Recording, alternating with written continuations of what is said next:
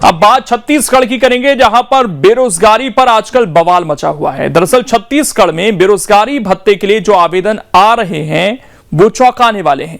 Doctor, engineer से लेकर PhD करने वाले युवा भी एप्लीकेशन दे रहे हैं। और ये ध्यान रखिए कि नौकरी नहीं है, केवल भत्ता मिलना है। आलम यह है कि 2500 रुपए के लिए अर्जी लगाने वालों की लाइन लग रही है। युवाओं के लिए इसे राहत के तौर पर तो देखा जा रहा है, लेकिन बेरोजगारी पर सवाल उठ रहे हैं। क्यों और कैसे, इस रिपोर्ट में आप देखिए।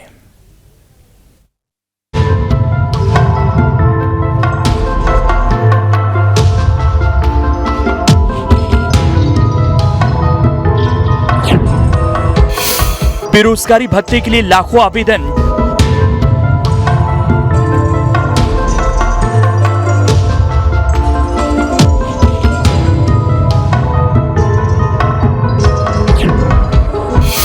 डॉक्टर, इंजीनियर भी दे रहे एप्लीकेशन।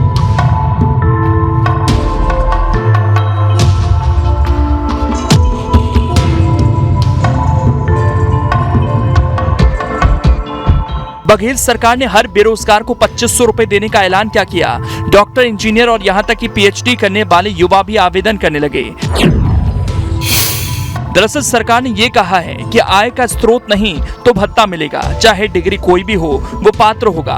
कई डॉक्टर, इंजीनियर बेरोजगार हैं, ऐसे में उन्होंने भी 2500 रुपए के लिए आवेदन कर दिया। अभी तक जो आवेदन आए हैं उनके मुताबिक पीजी करने वाले 29,037, एमबीबीएस करने वाले 8, पॉलिटेक्निक करने वाले 1010 और बीई करने वाले 1991 लोग हैं। हालांकि ये अच्छी बात है कि ऐसे लोगों को सरकार मदद कर रही है, लेकिन ये चिंता का सवाल भी है कि अगर लाखों रुपए खर्च कर डॉक्टरी और इंजीनियरिंग की पढ़ाई करने वाले भी बेरोजगारी भत्ता मांग रहे हैं, तो इसका मतलब तो ये है कि बेरोजगारी प्रदेश की सबसे बड़ी समस्या है।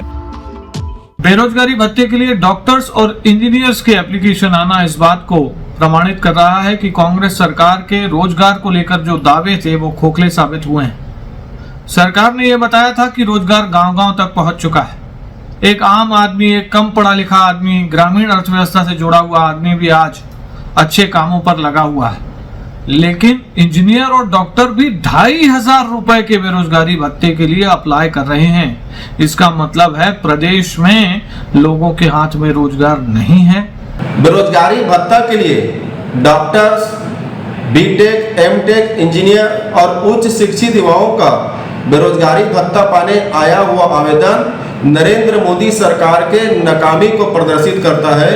मोदी सरकार के द्वारा जो हवाबाजी की जाती है, startup India, make in India, मुद्रा योजना, आत्मनिर्भर भारत, इसकी पोल खुल गई है। ये योजनाओं से देश के युवाओं को किसी प्रकार का लाभ नहीं हुआ है, ये सिर्फ कागजी घोड़ा साबित हुए हैं। विपक्ष बेरोजगारी को लेकर लगातार सरकार को घेरता रहा है, लेकिन CMIE के आंकड़े बताते हैं कि प्रदेश में बेरोजगारी दर सबसे कम है। 0.8% बेरोजगारी दर रही है, जबकि राष्ट्रीय औसत बेरोजगारी दर 7.8% है। सरकार इसे रोजगार मूलक योजनाओं का असर मानती है, लेकिन चूंकि कांग्रेस ने 2018 में बेरोजगारी भत्ता लागू करने का वादा किया था, इसलिए चुनावी साल में इसे लागू किया गया ताकि विधानसभा चुनाव में यह मुद्दा न बन पाए और युवाओं की नाराजगी न रहे। सियासी गलियारों में इसे विधानसभा चुनाव के मद्देनजर मास्टर स्ट्रोक माना जा रहा है।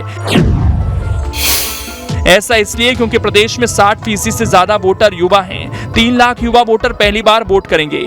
युवा जिसके साथ रहेंगे उसका पलड़ा भारी रहेगा।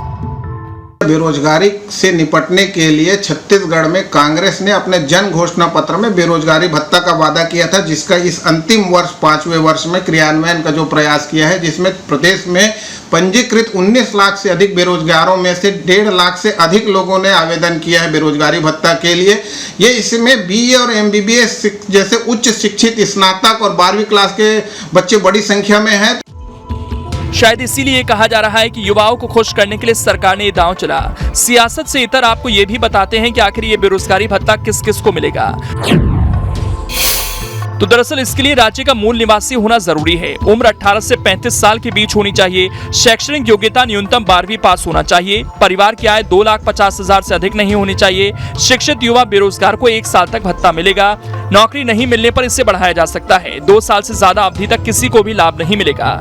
यानी सरकार ने इसके लिए कुछ लक्ष्मण रेखा भी खींची है ताकि ज्यादा भार भी ना पड़े और युवाओं को राहत भी मिल जाए और चुनाव में फायदा भी मिल जाए।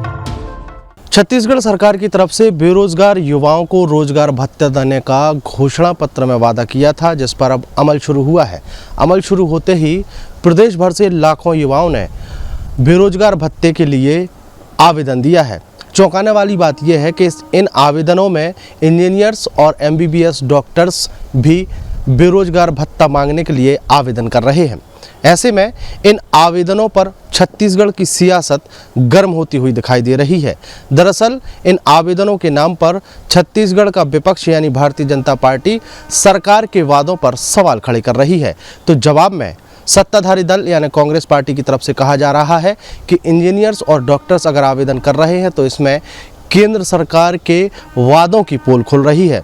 बहरहाल इस पूरे मामले में एक्सपर्ट्स भी मानते हैं कि ये जो वादे किए गए थे उसमें अगर उच्च शिक्षा पाए हुए युवाओं ने आवेदन किया है तो मतलब साफ है कि अभी भी बेरोजगारी का स्तर छत्तीसगढ़ से घटा नहीं है। देखने वाली बात होगी कि इस पूरे मामले में शुरू हुई सियासत और कहां तक जाती है। वीडियो जर्नलिस्ट प्रमोद देवांगन के साथ अंकुश शर्मा, न्यूज स्टेट मध्य प्रदेश, छत्तीसगढ़। और इसमें सबसे बड़ी बात यह है कि देश भर में डॉक्टर्स की कमी है, इंजीनियर्स की कमी है। ऐसे में अगर ये लोग अभी भी बेरोजगार हैं तो सवाल उठेंगे और जिन लोगों के एप्लीकेशन आए हैं सरकार को, खासकर जो स्किल्ड हैं, उनको तो जल्द से जल्द नौकरी देने के लिए कदम उठाने चाहिए। अब इसमें खबर तो यह है कि सरकार हर वर्ग को राहत दे चुकी है। युवाओं को भत्ते का लंबे समय से इंतजार था, इसलिए आखिरी समय में इसे लागू किया गया ताकि चुनाव में इसका फायदा मिल सके।